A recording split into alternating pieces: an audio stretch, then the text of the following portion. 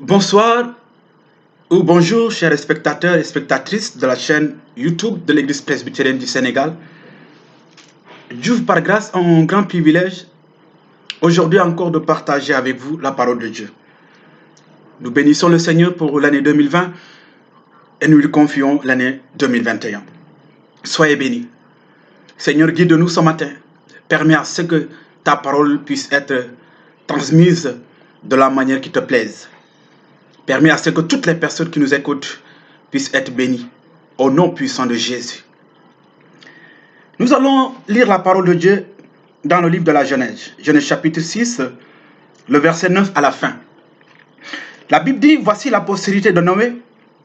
Noé était un homme juste et intègre dans son temps.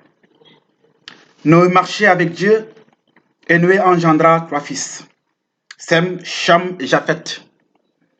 La terre était corrompue devant Dieu et la terre était pleine de violence.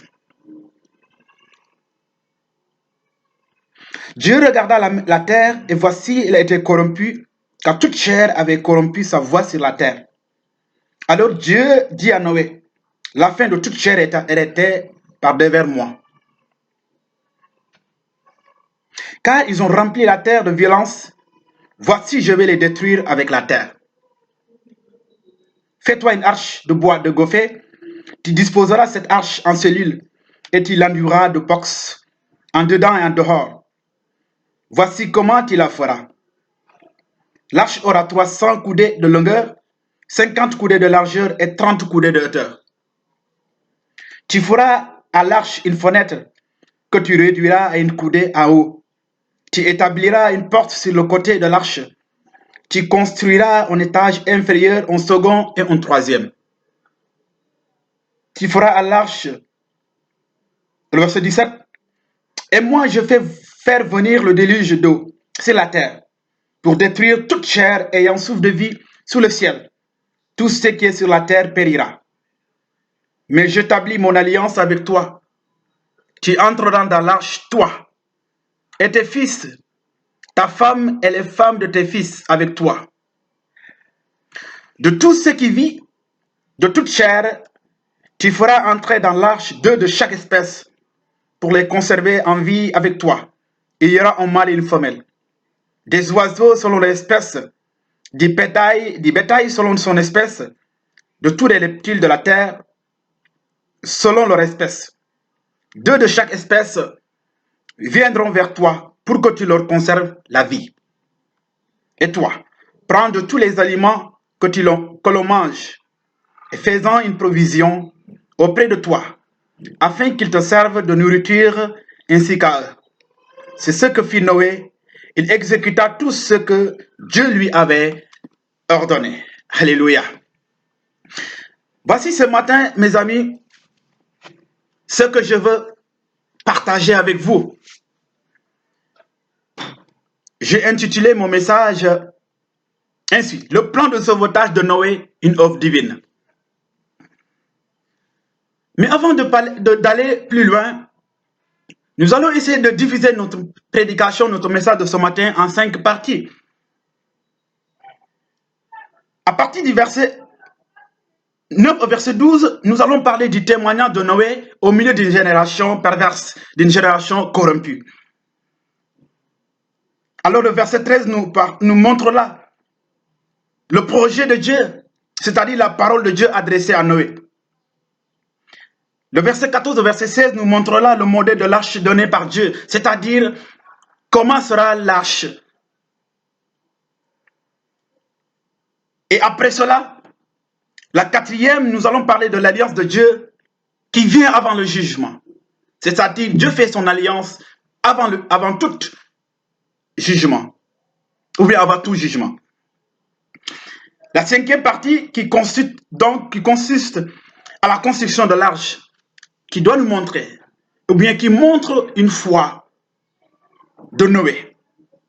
C'est-à-dire la construction de l'arche est donc une preuve de foi dans la vie de Noé. Je dis que tout simplement, le plan de sauvetage de Noé est une œuvre divine. Suivez-moi pour mieux comprendre. Avant d'attaquer même la profondeur de notre prédication, J'aimerais vous attirer votre attention sur Genèse chapitre 3, le verset 15, où Dieu a dit à la femme une promesse extraordinaire. Dieu a donné à Ève une promesse. Il a dit à Ève, je cite, je mettrai une intimité entre toi et la femme, entre ta postérité et sa postérité, celle-ci t'écrasera la tête et tu lui blesseras le talon. Cela n'est pas encore réalisé. C'est Dieu qui avait promis à Ève à cela. Il y avait des témoins. Il y avait le serpent qui est le diable était là. Adam était là, Ève était là. Ils étaient tous là quand Dieu donnait cette promesse. Et comme vous le savez, la promesse, les gens disent que la promesse c'est de l'or. De génération en génération, on rappelle l'histoire de nos ancêtres. Adam, peut-être, et Ève ont pu véhiculer, ou bien ont pu donner cette histoire à leurs descendants, en leur disant, c'est sûr et certain, quelqu'un parmi nous va écraser la tête du diable. Ils étaient tous au courant de la situation. C'est Dieu qui avait dit cela. Suivez-moi encore. Quand nous venons au chapitre 5, il y a une nette séparation entre la lignée de Caïn et la lignée de Seth. Pourquoi cette séparation? Dieu est en train de nous montrer dès le chapitre 4 et le chapitre 5, il a un plan à réaliser. Et le plan va se réaliser à travers la famille de Seth, la famille de la promesse. Suivez-moi encore. Dans Genèse chapitre 5, le verset 29, la Bible dit, il dit, je cite, celui qui nous consolera de nos fatigues et du travail pénible de nos mains, provenant de la terre que l'Éternel a maudite. La signification de Noé elle-même montre quelque chose. Le mec a donné à son fils le nom de Noé qui signifie celui qui nous consolera, le consolateur. Pourquoi? À la naissance de Noé, il était déjà un consolateur. Ce n'était pas par hasard, ce n'était pas par coïncidence. C'était un plan de Dieu qui était en train de se réaliser, avant même la naissance ou bien avant même qu'on ne puisse faire quelque chose. Maintenant, au chapitre 6, dès le début du chapitre 6, particulièrement le verset 7, la Bible dit, j'exterminerai de la face de la terre l'homme que j'ai créé, depuis l'homme jusqu'au bétail, aux reptiles, aux oiseaux du ciel, je me répands de les avoir faits. Ici maintenant, Dieu a un autre plan. Dieu avait un plan de sauver l'humanité, de sauver Adam et Ève à travers sa descendance. Il y a un autre plan qui est venu, un plan de destruction. Dieu décide maintenant de détruire la terre, de détruire l'humanité. C'est Dieu qui décide de détruire l'humanité. Alors qu'il avait promis quelque chose. Genèse chapitre 8, chapitre 6, le verset 8 dit, mais Dieu dit, Noé trouva grâce aux yeux de l'Éternel. À côté de ce projet de destruction du monde, il y a un projet de sauvetage. Ce projet de sauvetage, c'est une œuvre divine. Dieu savait qu'il doit réaliser son plan. À côté de ces deux plans, plan de destruction et plan de sauvetage, Dieu est en train de montrer sa grâce. Noé trouva sa grâce aux yeux de l'Éternel. C'est la grâce qui fait la différence. Et nous allons le voir. Notre première partie, alors qu'il se trouve dans Genèse, dans le verset 9, verset 12, la Bible nous parle d'un témoignage, le témoignage de Noé. Noé qui était dans un monde corrompu. Et c'est pourquoi, deux fois, la Bible nous dit, Noé était juste parmi sa génération. Ou bien Noé était juste à son temps. Quand je suis juste parmi ma génération, ça montre beaucoup de choses. Et cette génération, c'était une génération perverse. C'était une génération mauvaise. Une génération idolâtre. Une génération qui vivait dans l'immoralité. Une génération qui rejetait Dieu. La prédication passée de notre pasteur Sarr a bien révélé que cette génération était mauvaise. Mais Noé était juste parmi cette génération. La question que je me pose, est-il plus facile de briller au milieu des ténèbres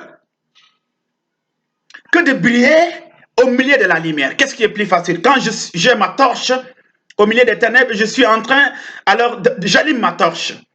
Je suis au fond des ténèbres. Si quelqu'un est là-bas, il peut apercevoir tout simplement l'éclat de ma torche. Mais quand je sors et les lampes sont allumées, j'ai ma torche. Est-ce que les gens vont voir l'éclat de ma torche? Point d'interrogation. Noé était juste. C'est ce que la Bible nous dit. Il était juste parce qu'il marchait avec Dieu. Mais qu'est-ce qui avait justifié Noé? On lui a donné le nom avant même qu'il puisse distinguer sa gauche de sa droite. Il était déjà le consolateur. Il était juste donc parce qu'il était justifié par sa foi. Parmi son temps, parmi sa génération perverse, il était juste. Est-ce que la justice de Dieu pouvait, la justice de Noé du Moïse pouvait la sauver? Ou bien pouvait le sauver? Posons-nous cette question. Est-ce que la justice de Noé en elle-même pouvait sauver Noé? Chacun de nous peut se poser la question. Si la justice de Noé pouvait le sauver, il fallait juste s'arrêter à cette justice. Il ne fallait pas l'intervention de Dieu pour que Noé puisse être sauvé. Cependant, qu'en est-il des fils de Noé? Qu'en est-il des femmes des fils de Noé? Qu'en est-il des animaux? Étaient-ils justes? Les fils de Noé étaient-ils justes pour être sauvés? La femme de Noé était-elle juste pour être sauvée? Les femmes des fils de Noé étaient-elles justes pour être sauvées? Les animaux étaient-ils justes? Je n'ai jamais entendu dire qu'un animal est juste ou bon, je ne sais pas. Pourquoi ils sont sauvés? La grande question que chacun de nous doit se poser. Quand nous venons à ce qui concerne les fils de Noé, je ne sais pas Sem ou Japheth, mais je sais que Cham, après le déluge, il va faire un péché qui montre qu'il était pareil à ces gens qui vivaient dans cette génération. Il a vu la nudité de son père. Au lieu de couvrir son père, il est allé raconter à ses frères ce qu'il a vu. Ça, c'est un défaut. Si nous regardons même tout simplement leur père, il est sorti, il a fait un sacrifice, oui, c'est vrai, mais il est allé, il a pris du vin et il est ivre. Il a oublié ce que Dieu avait fait. Il a oublié le plan de Dieu. Il a oublié la grandeur de Dieu. Il s'est lancé tout simplement dans ce que sa chair veut. Où était sa justice quand il faisait tout cela? La parole de Dieu adressée à nous, au verset 13, la Bible nous dit clairement que c'est Dieu qui est venu auprès de nous pour lui dire, écoutez, la fin de toute chair est venue devant moi, car ils ont rempli de la terre de violence. Voici, je vais les détruire avec la terre. Ça, c'est Dieu qui est venu devant Noé pour parler. Dieu n'a pas dit à Noé, je vais vous détruire. Dieu a dit à Noé, je vais les détruire. Noé était déjà exclu du plan de destruction de Dieu vis-à-vis de son monde. Mais il était déjà dans le plan de sauvetage que Dieu avait déjà à côté, que Dieu avait déjà avec lui. Est-ce que vous êtes en train de me suivre dans la logique que j'ai dit que le plan de sauvetage de Noé est une œuvre divine? C'est Dieu qui est venu. Peut-être Dieu a laissé tout le monde, il est venu vers Noé pour lui dire, attention Noé, il y a quelque chose qui va se passer, hein? Fais attention, je t'avertis.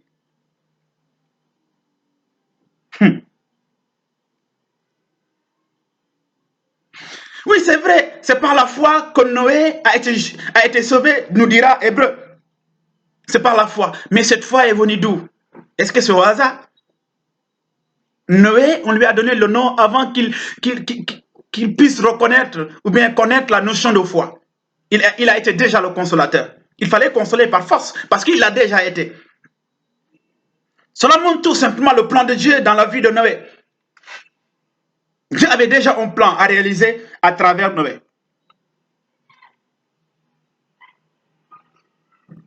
Dieu a montré à Noé ce qui doit arriver à ce monde. Mais une chose extraordinaire. Noé a écouté, Noé a cru du moins, et Noé a obéi. Il y a trois choses. C'est pourquoi je résume en disant, l'homme de foi, quiconque qui se proclame chrétien, qui se proclame être un homme de foi ou une femme de foi, doit pouvoir écouter, croire et obéir. Les trois choses vont toujours ensemble. Ce n'est pas tout simplement, j'écoute, je crois et je s'arrête là. Non, tu écoutes, tu crois et tu obéis. Les trois choses sont toujours ensemble pour qu'on parle de foi. Sans ces trois choses, il n'y a pas de foi. La foi est toujours pratique. Tu écoutes la parole de Dieu. Tu lis la Bible et Dieu te parle. Tu crois à ce que Dieu a dit mais tu vas alors obéir, pratiquer cela que Dieu t'a déjà prescrit.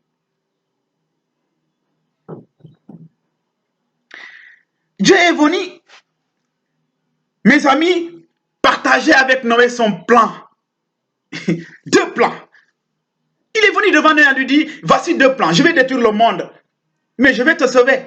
Parce que je vais les détruire. Je ne vais pas te détruire, mais je vais les détruire. Il est en train de faire la présentation de ces 2 plans. Un plan de destruction et un plan de sauvetage. Les 2 plans viennent de Dieu. Parce que c'est Dieu lui-même qui a dit, je vais les détruire. Eux et tout ce qui sera sur la terre. Mais toi, je vais te sauver. Ça, suivez-moi encore.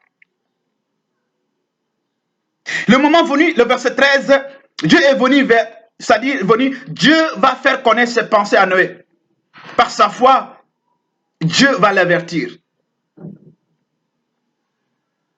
C'est Dieu qui est venu donner le secret. Le secret n'était pas connu par tout le monde. Tout le monde ne connaissait pas le secret de Dieu, ce que Dieu voulait. Dieu n'avait pas un nom par l'autre pour parler, pour dire, ah, Noé, écoutez-moi, et les autres sont en train d'entendre ce que Dieu était en train de dire. Non, c'était entre Dieu et Noé. C'était un projet secret. Un projet qui est secret. Cela montre, mes amis, la grâce que Noé avait reçue, de recevoir Dieu, d'entendre Dieu, de comprendre le projet que Dieu voulait présenter donc tout simplement à Noé. Mes amis, les paroles que Noé a entendues étaient suffisantes pour aller obéir, pour aller agir. Qu'en est-il de nous aujourd'hui?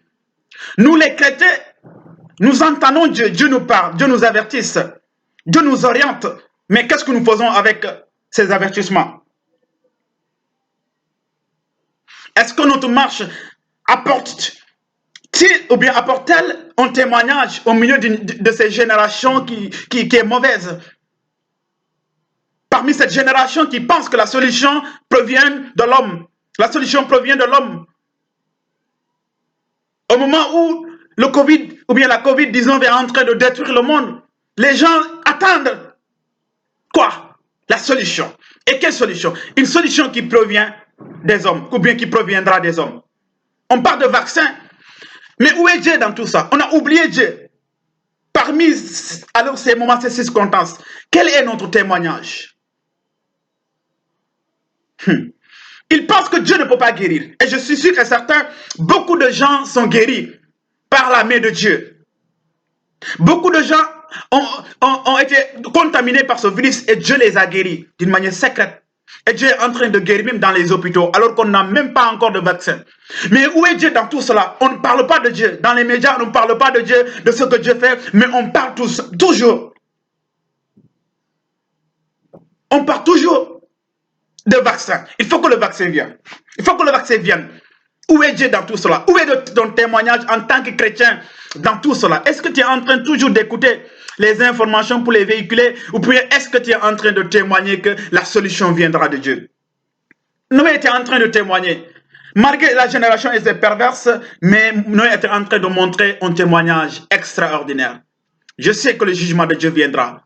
J'écoute Dieu, je crois à ce qu'il a dit et j'obéis ou bien j'agis. Et le modèle de l'arche donné par Dieu, le verset 14 et verset 16, nous montre maintenant, Dieu non seulement il parle à Noé, mais il lui donne aussi la forme que doit prendre l'arche. Dieu est un Dieu extraordinaire. Parce qu'il savait, Dieu savait la capacité que devait avoir l'arche pour pouvoir donc résister donc au déluge. Dieu le savait. C'est pourquoi c'est lui-même qui lui a donné les dimensions. Dieu lui dit, prends l'arche qui aura 300 mètres de longueur, 50 mètres de largeur et 30 mètres de hauteur. Il y aura 3 étages à l'intérieur de l'arche. Il y aura une porte et une fenêtre. Et la fenêtre aura 1 mètre ou bien une coudée. Du point le plus haut, tu prends 1 mètre pour descendre. Et ça aussi, il y a une signification et nous y reviendrons.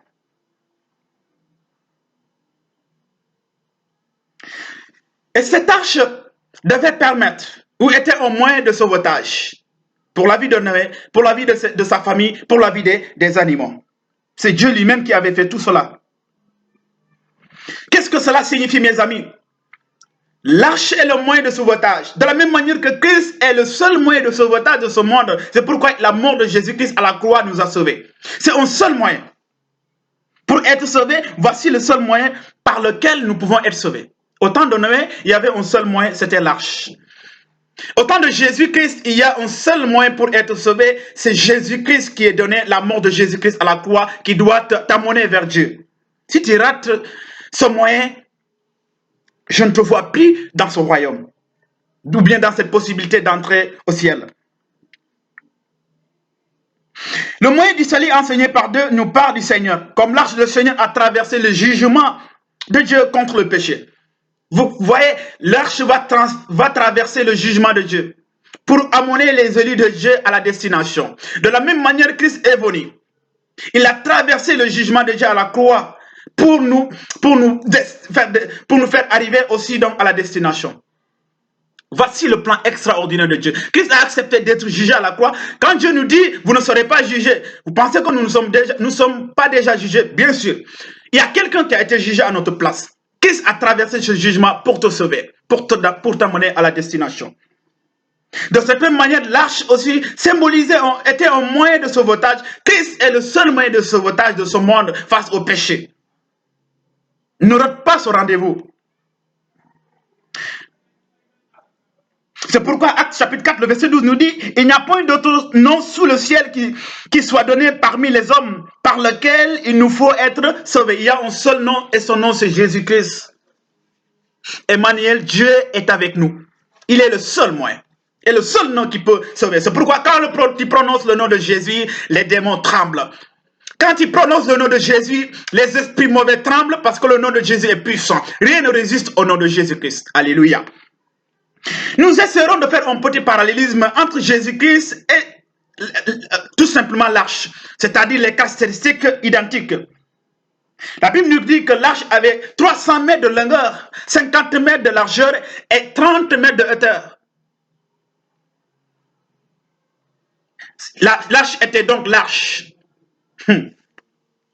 L'arche était tellement large, était tellement vaste, dis-moi. De cette même manière aussi, la mission de Jésus-Christ est vaste. La mission de Jésus-Christ va au-delà des Juifs. Il y a des gens qui pensent que Jésus, c'est pour les Juifs. Non, Jésus-Christ, c'est pour les Juifs. Hein. Jésus-Christ est venu pour un groupe particulier. Non, non, c'est pour les enfants. Non. L'arche était tellement large, vaste, parce que sa mission était très grande. De cette même manière aussi, la mission de Jésus-Christ est très vaste et très large parce qu'il veut sauver tout le monde. C'est pourquoi tu es appelé tout simplement à venir faire partie de cette moisson de Jésus-Christ. L'arche avait une seule porte. Le verset 7 nous dit qu'il y avait une seule porte. Jésus dit, je suis la porte des brebis. Alléluia. Porte et porte. Et Jésus dit, quiconque veut aller au Père n'a qu'à venir passer par moi. Sans moi, vous ne pouvez pas aller au Père. Alléluia. Il est la porte. De cette même manière que quiconque voulait être sauvé du déluge devait passer par la porte de l'arche. Quand il veut être sauvé aussi du dégât du péché, de l'enfer, il faut être passé par Jésus-Christ pour recevoir ce salut. Alléluia. Nous sommes mis à l'abri par la mort de Jésus-Christ et par la puissance de Jésus-Christ. Il a un jour, c'est-à-dire il a une fenêtre en haut, vers le verset 16, qui nous dit qu'il y a une fenêtre qui est ouverte en haut. Pourquoi? Vous savez que Dieu est un Dieu qui est extraordinaire. Dieu savait que s'ils mettent, par exemple, il y a 2 dégâts, s'ils mettent la fenêtre à côté, il y a 2 dégâts. Dieu était l'architecte de cette arche. Il savait bel et bien, il a bien étudié le projet. Il savait que quand je le mets, par exemple, tout à fait à côté, latéralement, l'eau peut venir et rentrer dans l'arche. Et ça peut causer des problèmes. Ça, c'est un.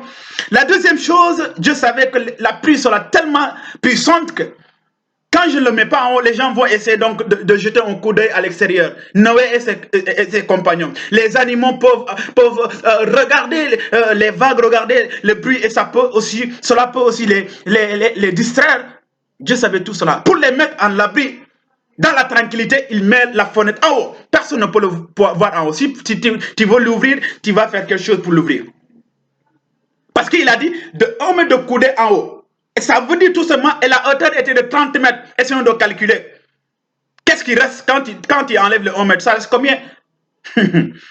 La hauteur, ça reste combien quand il enlève le 1 mètre de 30 mètres? 30 mètres de hauteur. Ça reste 29 mètres de hauteur. On ne peut pas voir de l'extérieur, à moins qu'on monte sur une chaise ou je ne sais pas, sur l'étage. Dieu savait bien, il a bien façonné son projet parce qu'il voulait sauver donc alors ses élus. Voici ce que je fais pour toi.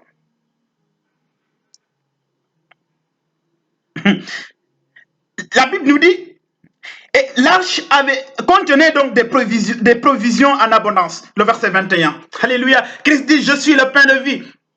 Il y a toujours de la nourriture dans la maison de Dieu. Il y a toujours de la nourriture en Dieu, en Jésus-Christ. Il ne nous laisse pas seuls. Il y a toujours la provision dans la vie du chrétien, dans la vie de cette personne que Christ est dans son cœur. Il y a toujours la provision. Dieu ne nous envoie jamais sans provision. Dieu ne nous appelle jamais sans provision, sans capacité de réaliser notre mission. Jamais. Il nous donne toujours la force, la capacité de le faire. C'est pourquoi il a fait avec Noé. Il est né, on lui a donné le nom de consolateur. Dieu continue maintenant d'agir pour réaliser cette promesse, pour réaliser alors cette chose qui a été déjà donc commencée. Dès la naissance de Noé. La Bible nous dit que l'arche flottait. Il ne naviguait pas, mais il flottait. Ça veut dire en quelque sorte, l'arche est tellement lourde avec les animaux et consorts, mais l'arbre flottait. Alléluia. L'arbre n'avait pas de gouvernail. L'arbre n'était pas dirigé par des pilotes, je ne sais pas comment on les appelle. Non. Non. L'arche était tout simplement dirigée par Dieu lui-même. Dieu était le conducteur de l'arche. C'est pourquoi la Bible nous dira, alléluia, quand l'arche va marcher jusqu'aux montagnes de Ararat, l'arche va s'arrêter. Et c'est là où maintenant Noé saura que le moment de Dieu est arrivé. Alléluia. Il y a toujours tout simplement une connexion entre Noé et Dieu. Noé savait bel et bien le temps de Dieu. Ce n'est pas là dans notre texte, mais vous allez le voir.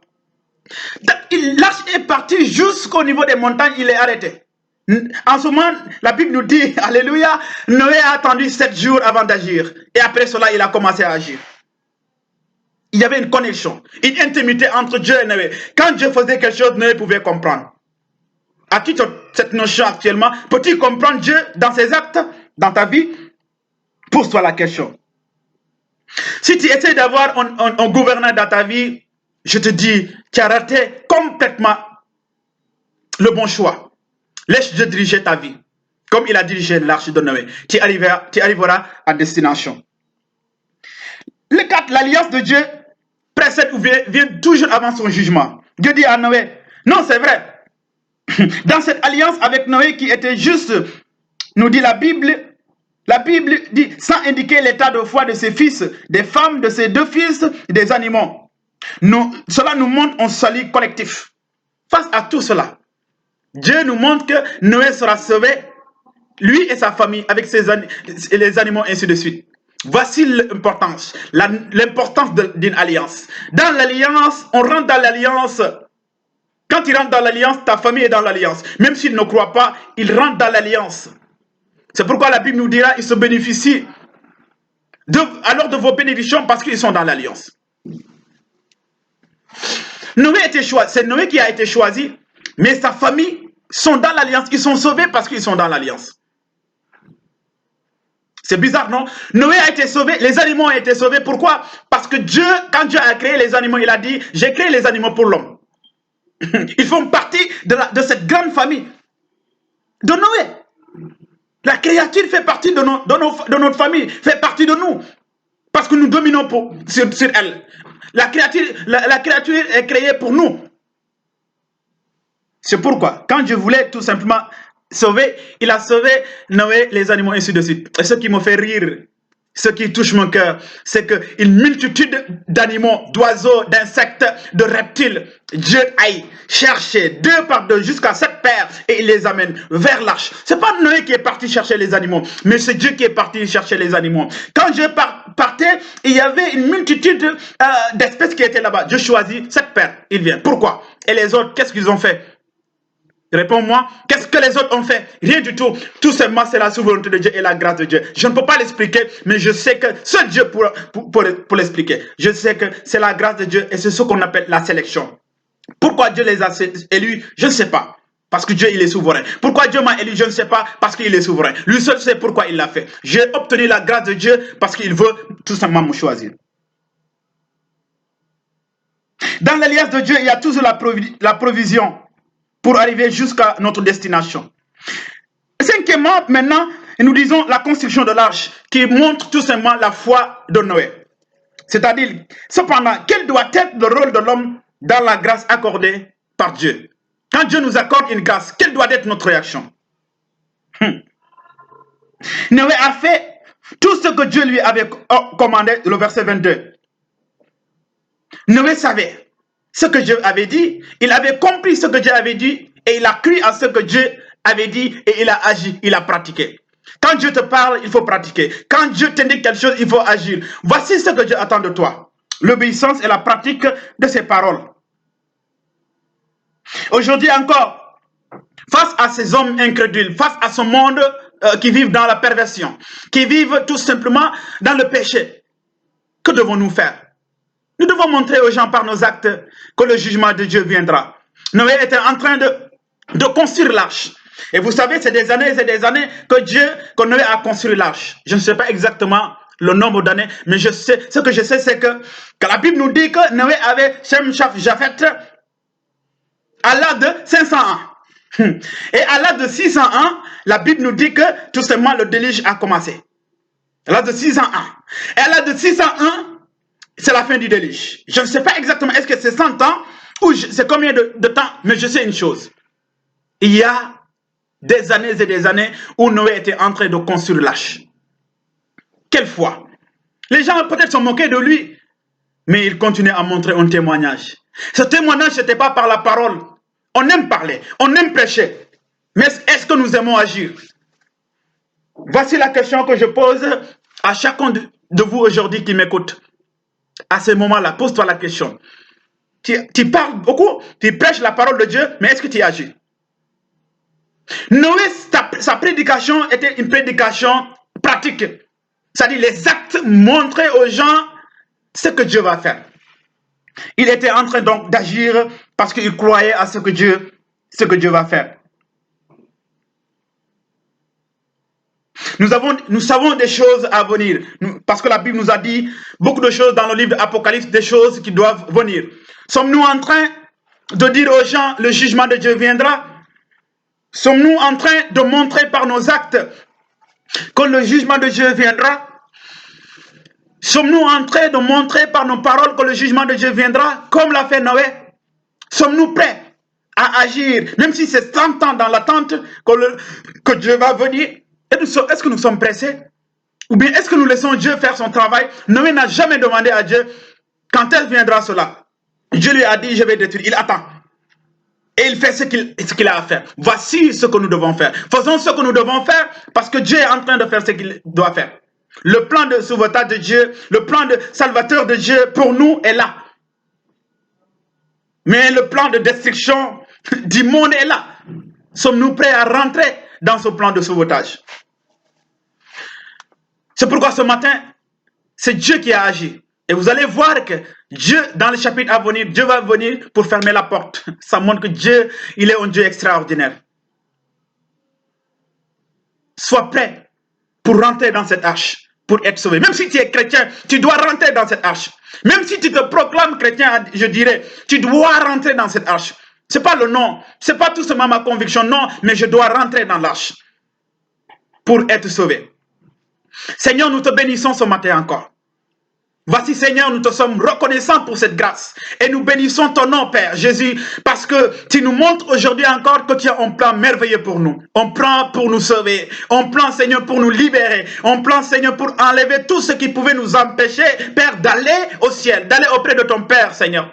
C'est pourquoi tu nous diras dans les Philippiens que, Seigneur, fixez vos regards vers les choses d'en haut. Aide-nous à fixer nos regards vers ce que tu nous as promis. Aide-nous, Seigneur, à comprendre que le seul moyen pour être sauvé, c'est toi. Oh Jésus, touche cette personne qui m'écoute ce matin, touche son cœur et sa vie, transforme sa vie et mets-le, Seigneur Jésus-Christ, maintenant, Père Jésus-Christ, sur ce chemin pour qu'il puisse sauver au nom puissant de Jésus. Face à cette situation, face à notre monde qui est corrompu, donne-nous la force de témoigner, de montrer ta fidélité, de montrer ta grandeur, de montrer ton amour, ta puissance, par le nom puissant de Jésus. Sois avec nous et que toute la gloire te revienne. Sois béni, Père, et sois glorifié. Reçois la bénédiction de Dieu, toi qui m'écoutes, au nom puissant de Jésus. Amen. Et soyez bénis.